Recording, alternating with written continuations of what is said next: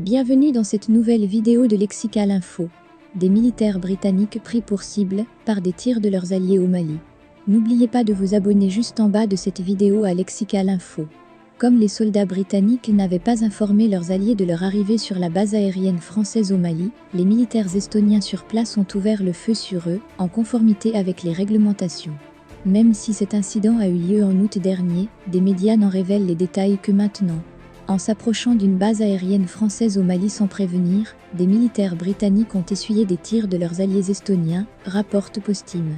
Même si cet incident a eu lieu en août dernier, les médias n'en révèlent les détails que maintenant.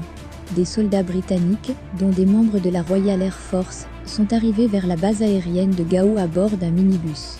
Faute d'avoir averti de cette arrivée, les forces estoniennes qui surveillaient la base ont ouvert le feu contre le véhicule. Les soldats estoniens ont agi dans le respect des règles relatives à ce genre de situation, a déclaré le porte-parole de la défense estonienne, Taavi Karotam, auprès du quotidien. Personne n'a été blessé, a-t-il ajouté. Selon The Sun, l'incident s'est déroulé lorsque le minibus est passé devant la piste d'atterrissage. Présence militaire de ces pays, le contingent estonien qui compte environ 95 personnes participe à l'opération Barkhane depuis 2018, selon la défense du pays. Leur mission primordiale est de protéger et patrouiller la base aérienne de Gao et ses territoires adjacents, explique l'AF. Les forces estoniennes prennent également part à la mission multidimensionnelle intégrée des Nations Unies pour la stabilisation au Mali, MINUSMA, et à la mission de formation de l'Union européenne au Mali, EUTM, depuis 2013. Une centaine de militaires de la Royal Air Force sont déployés à Gao pour soutenir la lutte antiterroriste dans la région, indique la RAF sur son site. En plus de cela, environ 300 soldats britanniques y sont engagés, selon la défense du pays.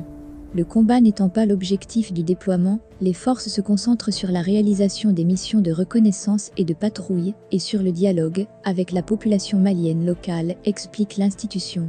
Opération Barkhane en juillet 2021, Emmanuel Macron a annoncé la fin de l'opération Barkhane au profit d'une mission d'appui, de soutien et de coopération aux armées des pays de la région.